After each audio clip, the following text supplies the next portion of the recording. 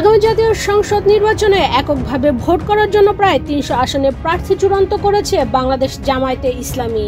দলটির একাধিক সূত্র জানিয়েছে ইতোমধ্যে ২ শতাধিক আসনে দলীয় সম্ভাব্য প্রার্থী চূড়ান্ত হয়ে গেছে। বাকি আসনের প্রার্থী তালিকা বাছাইয়ের প্রক্রিয়া চলছে। তবে নির্বাচনের সময় বিরাজমান পরিস্থিতির আলোকে ইসলামী দলগুলো নিয়ে জোটবদ্ধ নির্বাচনে প্রার্থী দেওয়ার জন্য প্রস্তুতি চালাচ্ছে জামায়াতে ইসলামী। গত শুক্রবার দলের কেন্দ্রীয় নির্বাহী পরিষদ সদস্য ও মিডিয়া সেক্রেটারি মতিউর রহমান আকন্দ কিশোরগঞ্জ জেলা আমিরের শপথ গ্রহণ ও সদস্য সম্মেলনে বলেন, double million offer Walton fridge কিনে পেতে পারেন ২০ লক্ষ টাকা, রয়েছে কোটি কোটি টাকার নিশ্চিত উপহার। জামায়াতে ইসলামী ৩০০ আসনে এককভাবে নির্বাচন করার সিদ্ধান্ত নিয়েছে। জোট হবে কি হবে না এই প্রশ্ন এখন মাথায় থাকার কোনো দরকার নেই। তিনি আরো বলেন, আমরা যদি দেখি জোটবদ্ধ নির্বাচনে ইসলামী আন্দোলনের উপকার হবে আমরা যাব, তা না হলে যাব না। ইসলামের আদর্শকে জলাঞ্জলি দিয়ে দুনিয়ার স্বার্থকে সামনে রেখে জামায়াতে ইসলামী কোনো কাজ করবে না। জানা যায়, অন্তর্বর্তী সরকারের পক্ষ থেকে নির্বাচনী কোনো সুস্পষ্ট নির্দেশনা না থাকলেও নির্বাচনে মাঠ গোছাচ্ছে বাংলাদেশ জামায়াতে ইসলামী।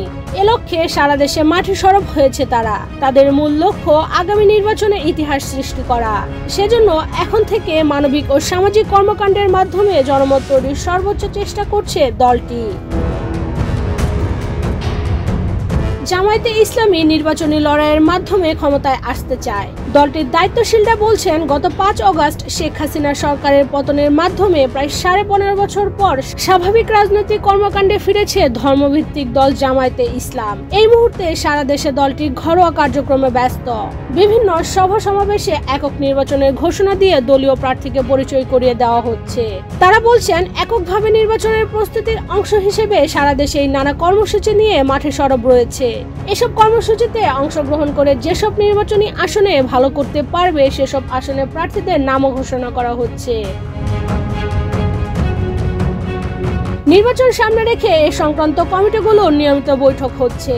বৈঠক থেকে জেলাগুলোর দায়িত্বে থাকা নেতাদের প্রয়োজনীয় নির্দেশনা দেওয়া হচ্ছে। যেসব আসনে এখনো প্রার্থী বাছাই হয়নি সেখানে প্রার্থী বাছাই প্রক্রিয়ায় নতুন প্রার্থী যোগ বিয়োগ করছে এই কমিটি।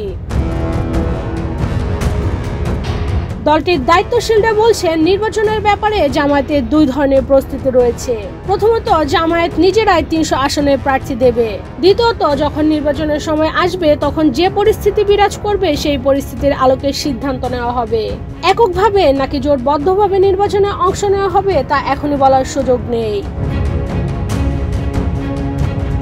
জামায়াতে ইসলামীর সহকারী সেক্রেটারি জেনারেল ও সাবেক এমপি হামিদুর রহমান আজাদ বাংলাদেশ প্রতিদিনকে বলেন, নির্বাচন সামনে রেখে সব দলই ব্যস্ত সময় কাটাচ্ছে। জামায়াতে ইসলামীও নির্বাচনকে কেন্দ্র করে দলকে সংগঠিত করছে। সরকারের পক্ষ থেকে নির্বাচনের আগে সংস্কারের উদ্যোগ নেওয়া হয়েছে।